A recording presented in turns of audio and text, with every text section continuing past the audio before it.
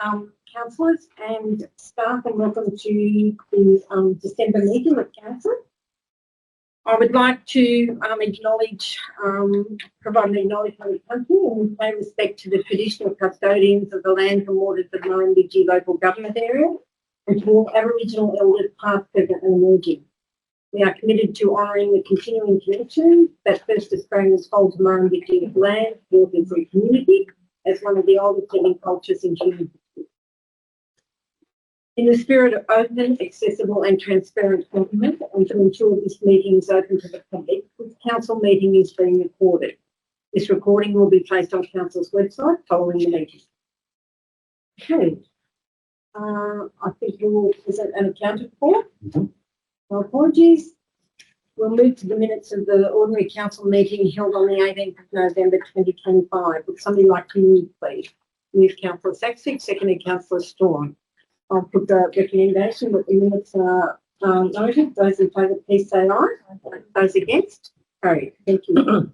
Remind councillors of any pecuniary interest declarations before we move forward. Are there any declarations? No. We'll move on. We'll move to the Mayor's report. And November was hectic, and we spent a lot of time on the road, and I'd like to think it was all worthwhile. I'll read it for transparency's sake. It's December, and you do wonder where 2025 has gone. The time of year is really challenging. There's so much happening, so organised chaos is the best we can hope for. With the nearing of the end of harvest, our rural community will be breathing a collective sigh of relief. Harvest has had varying feedback, with some pleasantly surprised while others are disappointed. I know it is the cycle of life, but the weather gods have been toying with our resilience. The unrelenting wind and the lack of moisture from dry storms are testing our mettle. The very real and imminent threat of a bushfire in our tinder-dry countryside has tested many communities in the last fortnight. Many close to us. It behoves us all to be ever vigilant in this space. In the company of the General Manager, John Scarce, and Councillor Robert Curfey, I attended the Local Government New South Wales Conference in Penrith from the 23rd to the 25th of November. The conference motion centred largely around the housing crisis in relation to both affordable and social housing. My takeaway from this very large issue is that most of the money, planning and time is being invested where the critical mass of people are located. Homelessness is an ever-increasing and so much more visible in all of our communities. The renewable energy explosion, pardon the pun, the runaway train that states that communities are on board because somebody, / a developer, spoke with them, which they probably did, and there is a difference between being spoken to and being listened to.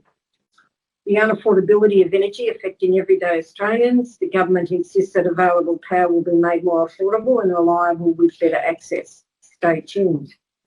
The cost of living crisis pertaining to food, fuel, rent, power and education. These everyday essentials should be basic human rights. We're not living in a third world country, and I omitted to put health access there, which is also vitally important. The need for further investment in our road networks, which have been slammed by natural disasters, as well as council's inability to generate greater revenue to address this issue.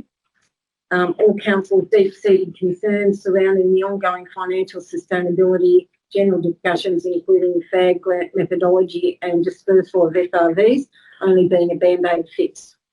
Councillor remuneration, paid maternity paternity leave for councillors, and OLG's new model code of conduct.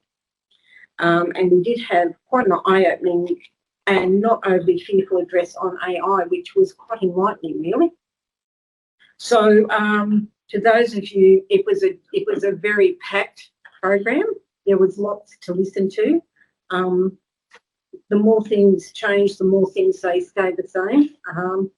We were addressed by Premier Chris Minns and the Minister for Local Government, Ron Honig.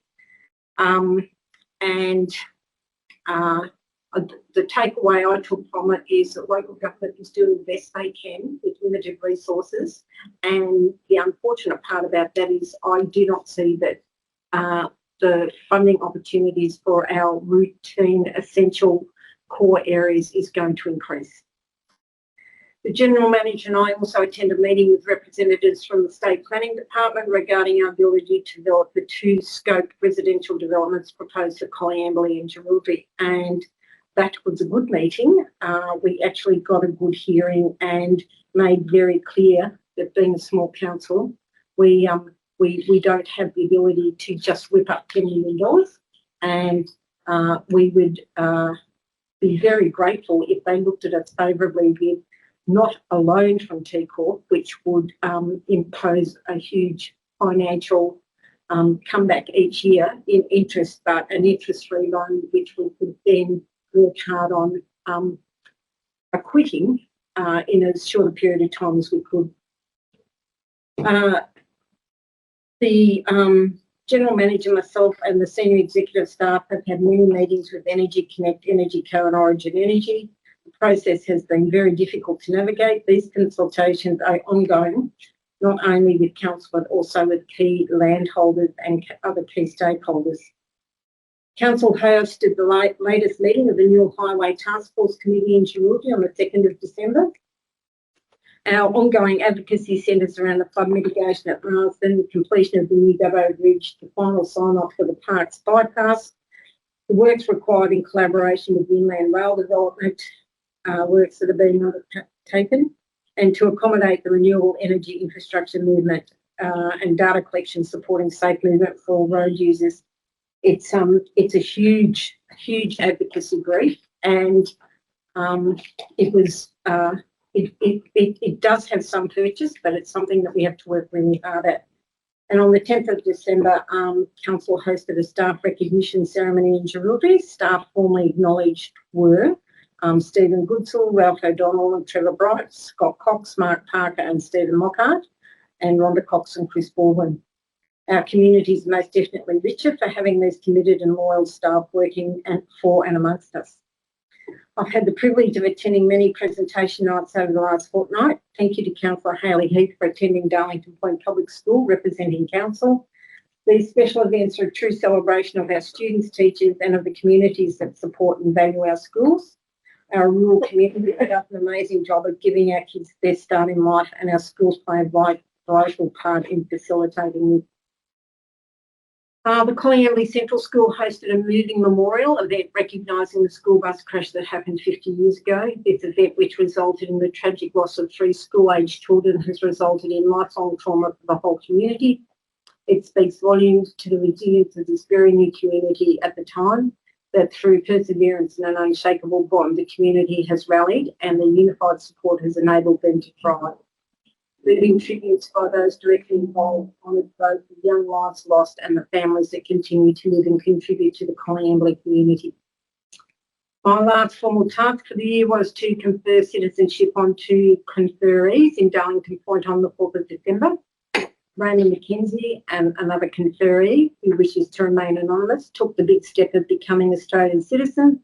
We wish them well in life's journey and warmly welcome them to Murrumbidgee local government area and the wider region. Council has been leading a Stay Safe This Christmas media campaign targeting all road users. This has been facilitated through the Sturt Highway Task Force Committee. 7 member councils, I think it's actually 8. Member councils have participated in encouraging the communities to be mindful of the basic rules that will keep us all safe during this holiday period.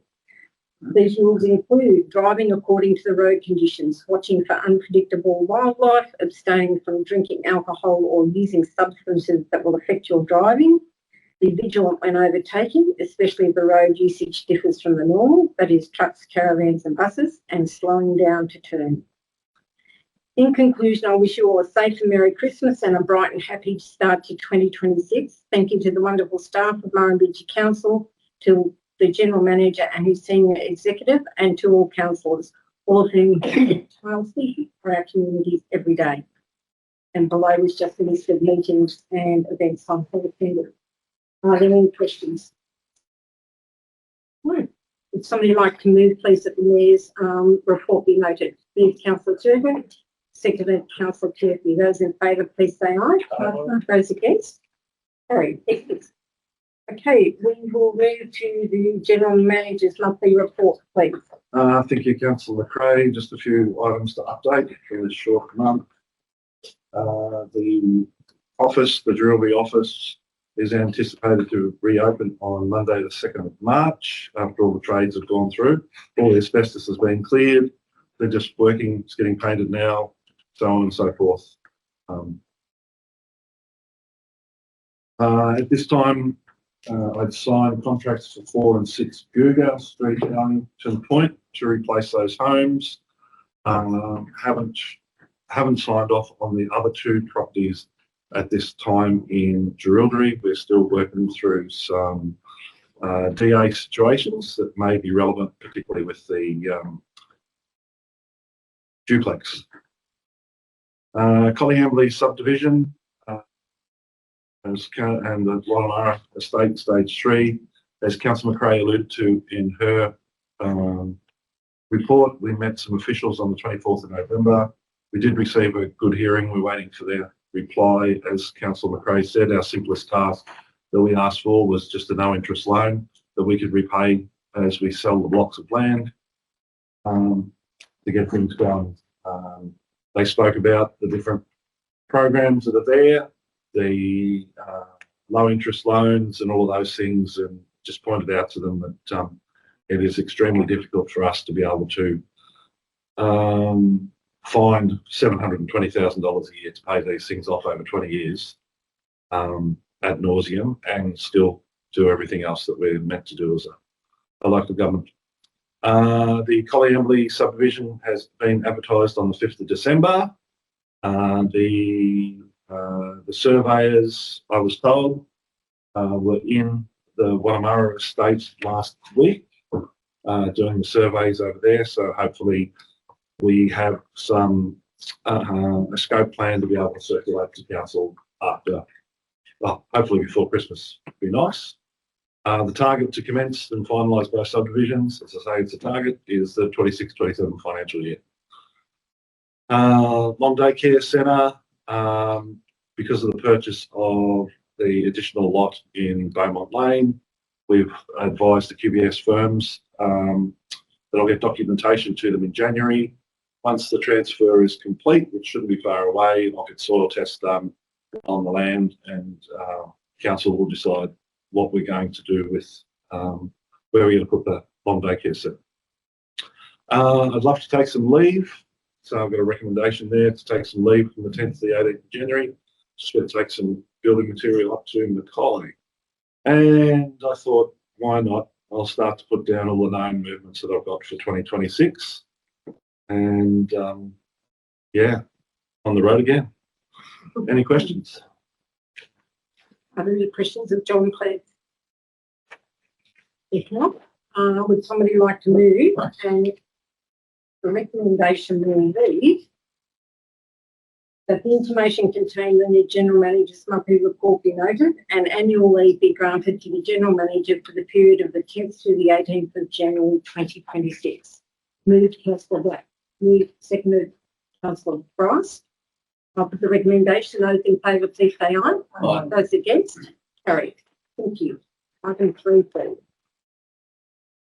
Okay, mine.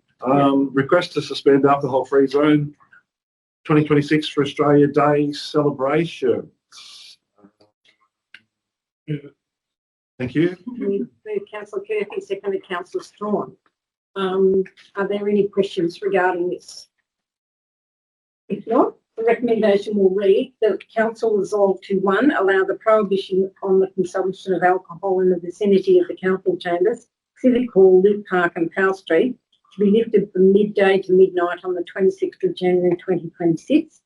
2, allow the prohibition signs to be covered during the period of the celebrations. 3, notify the local police. And 4, advertise council's action. I'll put the recommendation. Those in favour say aye. Aye. Those against? Carried. Thank you. Item 4, please. Item 4 is the report on the Murrumbidgee Council Code of Conduct statistics, which are all basically new. This is a compulsory report that we need to put forward each year, but just recommending that those things identified in the recommendation be noted. Okay, move. Councillor Kirky, seconded Councillor Black. Before I put the recommendation, I would just like to say how proud I am of this council But even though we have different points of view, we managed to act in an orderly and respectful manner. So thank you very much for that. The recommendation will be that council note: 1, there were no code of conduct complaints made against councillors or the general manager during the period of 1 September 2024 to 31 August 2025. And B, these statistics have been reported to the Office of Local Government in accordance with the procedures and the administration of the Murrumbidgee Council Code of Conduct. I'll put the recommendation. Those in favour, please say aye. Aye. Those against? Carried. Thank you. What, item 5, please. Were we waiting up the order for 2:30 to come to this? Yeah, so we told them 2:30, didn't we? Yeah. Yes. Skip it. Okay, we'll move to. Yeah. We'll move to item 6 and we'll come back to item 5. Item 6, please. Thank you. Through you, Madam Mayor. Item 6 relates to the adoption of the revised mobile food vending policy. Council should be aware of the submitted to Council in September. It's due to basically revise the policy in accordance with the redesign of House Street. It's been advertised and notified for 28 days and been brought back to Council for adoption. Notice it received. Thank you. Somebody like to move, please? Move Councillor Bryce, seconded Councillor Storm. Are there any comments or questions of Gary? If not, the recommendation will read: the revised Murrumbidgee Council mobile food vending policy revision 2 be adopted. I'll put the recommendation. Those in favour, please say aye. Aye. Those against? Carried. Thank you. Item 7, please. Thank you. Through you, Madam Mayor. Item 7 relates to the adoption of the Western Riverina Stormwater and Wastewater Management Strategy. As Council will recall, it was presented in October to Council, and it's a combination of a study undertaken by GHD, by a grant and a consort and a group of councils, the Ranger League group and Murrumbidgee Council. We put forward a proposed project for stormwater capture from the Murrumbidgee Lake, which the draft strategy includes. So the policy is presented back to Council for adoption at the end of the 28-day notification period of that submission. Thank you. Would somebody like to move, please? Move Councillor Sexton, seconded Councillor Moser. Are there any questions of Gary, please, regarding this report? If not, recommendation will be that the Western Riverina Stormwater and Wastewater Management Strategy as a final draft be adopted. I'll put the recommendation. Those in favour, please say aye. Aye. Those against? Carried. Thank you. Item number 8, please. Thank you. That was the AGM of the Jewellery Tidy Town, and item 9 was the general meeting. The AGM really just the previous positions were all renominated, so there's no changes in that perspective. And with the general meeting, it was Christmas meeting, so there wasn't really anything much to report. Unless anybody's got any questions. Okay, what we might do is we might move item 8 and item 9 together. Would somebody like to move? Councillor Bryce, move item 8 and item 9 together. Somebody like to second it? Councillor Black. Councillor Bryce, you spoke about I think you spoke about the Tidy Towns and RSL collaborative meeting for the Memorial Garden refurbishment in Memorial Park. Is there any update on that? It's the brick wall of the garden is currently under construction, and the remainder is still waiting on the designs. And Lauren has taken on trying to get permission for the completion of the artwork for the emblems. Yep. That's underway. Okay. Are there any further questions of Councillor Bryce? If not, would somebody like to move that the item 8 and 8? Been Oh, moved and seconded. okay. Well, I'll put that to the council collective. Those in favour, please say aye. Aye. Those against, carried. Thank you. Item 10, please. Kim? Do you want me to speak to it? Yep. Oh, okay. Yeah, we had our meeting. We had our AGM. It was pretty much again. Now we were the same. We had our we end up with. I'm still the secretary. Alison is still the chairperson. And Jane is our treasurer secretary.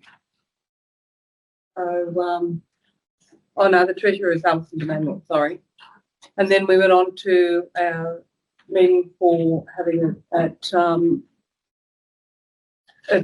the town hall again, because we all agreed that was the best place to have it, and it was really enjoyable there. The only thing we've got to do is make sure we've got a better sound system and hopefully better seating, but we've arranged the entertainment and we're having our next meeting on the 6th, I think, will be nominations. Okay. Are there any questions of Christine regarding the AGM or the general meeting of the Collie Amberley Australian Day Committee? If you move that. No. No. Would somebody like to, Christine, would you like to I'll move? move it. Councillor Churgwin, second Councillor Heath.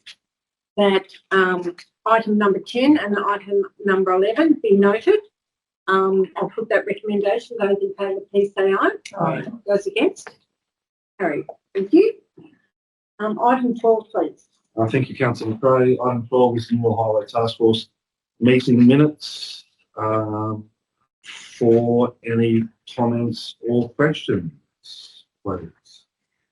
The only thing that popped out to me, John, was the point 12 about the intersection of Canago Road and the New Highway. You brought it up, but it doesn't actually say what was side, what has come out of that conversation. So item 12, you see the slideshow that's there. Yep. That comes through, and it was it's out. You can't really read on the next page the types of incidents Yeah. that are occurring there. So that's what Right. that is there. That's this. Yeah, that's it. That's it there. The like the failure to stop, the U-turns, the near misses, the vehicles running down the footpath, et cetera, et cetera, et cetera, are there of all those incidents that happened over that 3-week period. All right. So all of that is there, plus along with the advocacy of the Newell Highway Task Force and of the Murrumbidgee Council to have something happen to that intersection and have something soon happen to that intersection. So exactly the same as Councillor Saxvik talks about the 80 kilometres at Wadi needing to be extended. Was brought up every single time that something on this intersection down here. They have got reported one accident, a crash in 2014 when the truck went into the house. But they don't have the incidents where the truck lost all the chicken guts, and they don't have any of those things because it never triggered their reporting for all of those things. So all those times that intersection was down for whatever reason because of an accident, they've only got one reported incident there whatsoever. So the 2 times that the chicken guts have been spilt there recently, they don't actually get reported to anyone. Even though we their stats because it didn't cause any whatever their rationale is or whatever their trigger is, doesn't. No. So even though we've had to attend with our staff, it doesn't get recorded somewhere. No. So Unless it was a crash with a that's right. Fatality. So according to them, that intersection is perfectly safe and brilliant, right? But our anecdotal evidence was turned into real evidence when they put the camera there. Yeah. So all we can do is just keep on advocating for a change. when Ruth and I spoke about this in here, we sort of thought that a good time to have the cameras back there would be in harvest. Yep. Next year to get some good data and Get some frightening data. Yep. if that's possible. And when the first wind blade comes around the corner too. Yeah. Well, that'll be fun. Well, that won't be We can before sell the tickets start. for that. No, that's right. a positive to come out of the new highway is that now that Forbes are the chair, they now have a designated person working, their senior communications officer has come on board onto this task force. So she will be doing more media and communications around it. So we've been missing that for the last couple of years. So so that's very beneficial. So there's a lot of ground covered. And I have to say, Joanne Cheshire, the New South Wales Southern Region person who gave a very comprehensive report, which has not always been the case, which was greatly valued. Yeah. And the renewable energy thing continues to be a huge headache, both financially and strategically and logistically, how they're actually going to move this renewable energy infrastructure. I don't think we've got a clue. And where it's going to come from. Which port it's going to come in from. They're very focused at the moment on the Central West Arana patch. They've really done very little work in the southern, for the southern west here. And, it makes me seriously wonder how they're going to meet these time frames, these timing positions. They're just not going to be able to financially or logistically. Okay, would somebody like to move that the item will be noted? Moved Councillor Black, seconded Councillor Kirky. Those in favour, please say aye. That's against. Carried. Thank you. Item 13, please, John. No, not yet. Easy on. That's it. Oh, there we go. Okay, So we'll go back to number 5. we will revert back to item number 5, please. So item number 5 is the presentation of audited financial statements for the financial year 30th of June 2025. The statements presented are largely similar to those that came to drafts. The drafts that came to council last meeting. The main adjustment was the one that I flagged at that meeting verbally, which was $749,000 prepayment that had been expensed in those accounts. But otherwise, all of the changes were relatively minor. We have our auditors from RSD on the line, who I will invite to take questions or anything that they want to share. Thank you, Caitlin. Happy to give a quick overview if the councillors prefer, and then happy to take any questions. So just from our level, the audit went quite well. Again, councillors will be aware that due to some resource challenges, council requested and was approved for an extension from OLG. So we undertook our work in November rather than the usual sort of early October timeframe. But once we kicked off, that all went relatively well with our team and Caitlin's team, as well as the team at the audit office. No critical issues were identified. As Caitlin mentioned, there are a couple of minor changes that's already been discussed, both with council and with the audit and risk committee. So based on that, unqualified opinions have been issued on the general purpose, the special purpose and the special schedules, and confirming for councillors that we're also able to complete the roads to recovery, local roads and community infrastructure acquittals on time, and those are all improved. As well as the pensioner concession subsidy audit, and that was all completed back in October and September. So all those reports have been discussed already, as mentioned, with the audit and risk committee. We had some good discussion there, and those are all endorsed. So yeah, over to council. Happy to take any questions if there is any for myself or Dylan, our manager, or obviously Caitlin as well. Councillors, did you get that information? Yeah, I just had a question I did want to ask of Caitlin. And it was on page 13. The environmental protection was a lot more this year than last year. Is that weed control or what? I have to take that on notice to see what's been included there. My suspicion is it may include some flood works, or I'm not sure, but I can take that on notice. So I can get back to you. You're happy with that, Councillor Chairman? Yeah. Okay. Are there any further questions? No, I guess, Nick, as council, we're always pleased to see the unqualified opinion. That makes us happy, comfortable, sort of. And recognising that there's been a huge scope of work here, and even with the extension, we did manage to get everything done that we needed to get done. So as a council, I'm assuming that people are all happy with the status, and we thank you for your input and your support. No problem. Thank you all. Thank you. Thank you. Thanks for joining us. Merry Christmas. No worries. Merry Christmas, and we'll see you all in the new year. Thank you.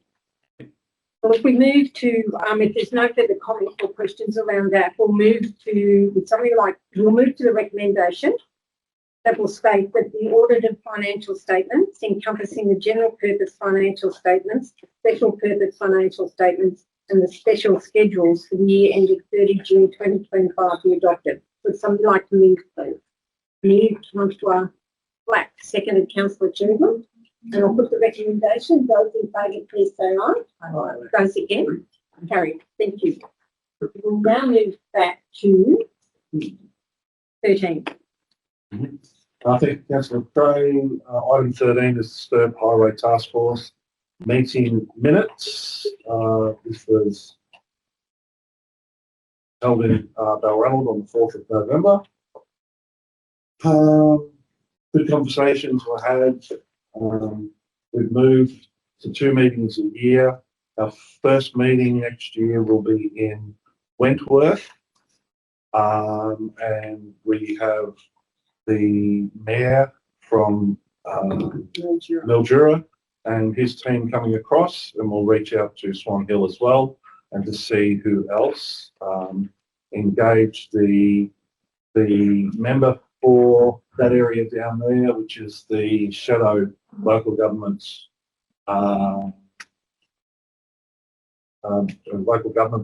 shadow local government minister, Anne Webster.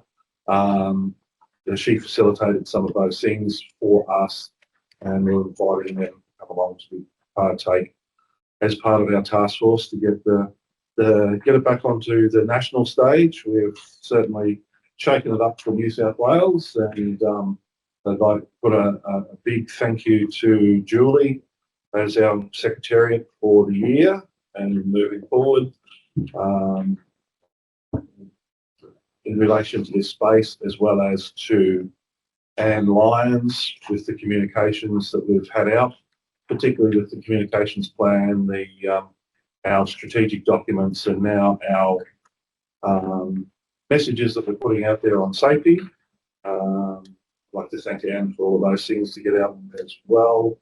And we're just sort of hitting there. There's a letter that I need to write, asking the Minister at budget time for $200 million in next year's budget for some overtaking lanes on Sturt Highway. It was quite funny. I was having a conversation with Helen Dalton, our local member, who's also represented there, with a tireless worker that she's got over there at Baronga in Julie Jules. That she, Helen Dalton said to Minister Atchison, said the task force is asking for $300 million for overtaking lanes. And Minister Atchison come back and said, I heard it was 200,000. So 2 million, sorry, 3 million, 2 million, 200 million. Sorry. So the message is getting back to the Minister, even though we haven't formally written of this task force, which is very pleasing. And she's actively shown interest in our task force. Any time that we've asked her, she has met with us, both in the Mill and the Sturt Highway Task Force. So she's got her eye on the safety is where we've got our eye on it as well. So hopefully 2026 will bring some good understanding in the planning and moving forward for the Sturt Highway. Any questions? I've just got a comment to make. The success of these task forces is wholly and solely dependent on the drivers, and I think that John and Julie have really driven this hard, and And as you can see, the minute taking is very comprehensive. The engagement continues to grow, and it continues to grow because people can see that the advocacy body is genuinely engaged and they are keeping some goals. So we always thought that if Murrumbidgee Council's idea was to have feet, then it had to be driven hard by those that work with us here. So my thanks to John and Julie for really driving this, and to Anne Lyons particularly for her media project around the Stay Safe This Christmas. It's been very warmly welcomed and spoken about quite a lot. So well done to our council team. Thank you. Somebody like to move that the Sturt Highway minutes be noted. Move Councillor Bryce, seconded Councillor Kirk. Those in favour, please say aye. Those against? Carried. I'd just like to say one comment. With a new committee like this is, you don't expect to see much for the first 12 or 18 months. We're just gone past 18 months, 2 years now, and we are being noticed, which is fantastic because they're coming back to us. We've been taken seriously. Thank you, Rob. Item 14, please, the Audit Risk and Improvement Committee meeting. I was thinking Troy might want to speak to it. I'll have a go again. So the Audit Risk and Improvement Committee met a couple of weeks ago, predominantly focused on the general purpose financial statements and special purpose financial statements, which we've obviously had earlier in the agenda. The auditors attended and spoke about various items arising out of the audit. The committee met with the auditors without management present and had a discussion with the auditors, which is in line with the requirements. There was quite extensive discussion on the lack of currently available and timely financial reporting, which we have spoken about and continuing to work on. As we sort of alluded to earlier, there was some discussion about appropriately resourcing those things happening. There was some discussion on cybersecurity, risk management, we just got a community plan, and the ARIC operations in general, but I won't go into those particular items in any detail beyond what's already in the minutes, unless people have particular questions they'd like me to address. Councillor Major, your comments? Just like to reiterate, yes, obviously at that stage it was only a draft report, so they were expecting an unqualified opinion, which is great. So we know, management's handling our money how they should to meet all requirements and regulation. So that should give us great confidence. But yeah, definitely just want to re-highlight the concerns about the financial reporting, particularly the quarterly budget review statement. And we've spoken about that. So just, we need to consider that we've got the right resources there that we've certainly, got the right resources to meet and there's also some compliance that is required for ARIC as well that we're not quite meeting yet. So that sort of find that person that can do that. So just want to make sure when that discussion comes up that everyone's pretty much on board with it. So, but look, I will say the 4 or whatever years I've been on council, our finances and the reporting, even though I can say that I'm saying they need improving, have been a lot better than when I first got here. So we have made a lot of ground in that area, which is really good. And so, Caitlin, to you and your team, I think you're doing the best you can. But you're meeting the challenges, and I think it's bodes well for the future. So, Are there any other comments or issues that anybody would like to raise? If not, Councillor Major, would you like to move that the Audit Risk and Improvement Committee meeting minutes be noted? Move Councillor Major, seconded Councillor Kirby. I'll put the recommendation. Those in favour, please say aye. Those against? Carried. Thank you. Item 15. Item 15 is the monthly investment report. for November 2025. Not much outside of the ordinary report here, except that we are back in compliance with our the funds that we had over invested in Bendigo Bank. From time they've now come back down to the parameters set out in the council's policy, so that's good news.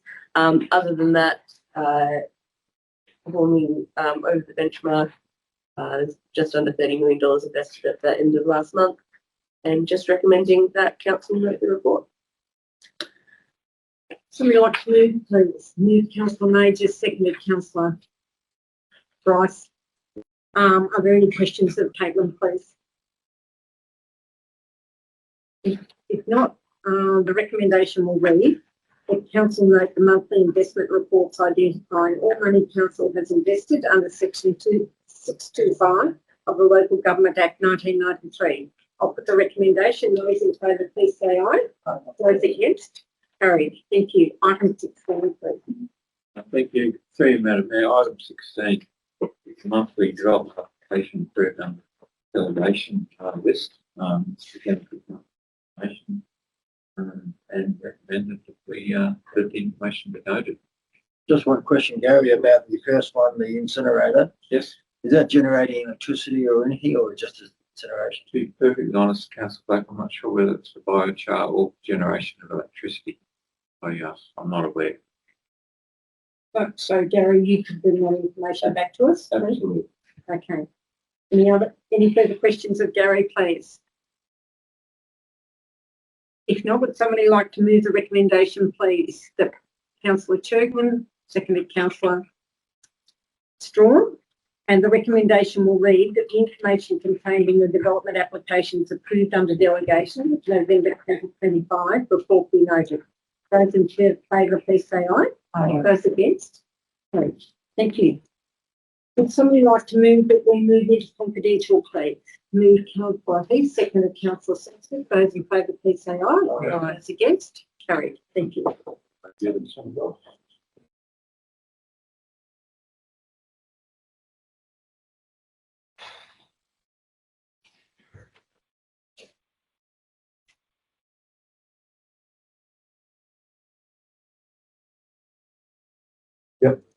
There we go. Okay, we'll move to item number 17, which is the Murrumbidgee Early Learning Centre. And I will ask for somebody to move, please. Councillor Major, moved by Councillor Major, seconded by Councillor Murphy. And the recommendation will read that the general fees and session times for the Murrumbidgee Early Learning Centre from 6th of January 2026 be set as follows.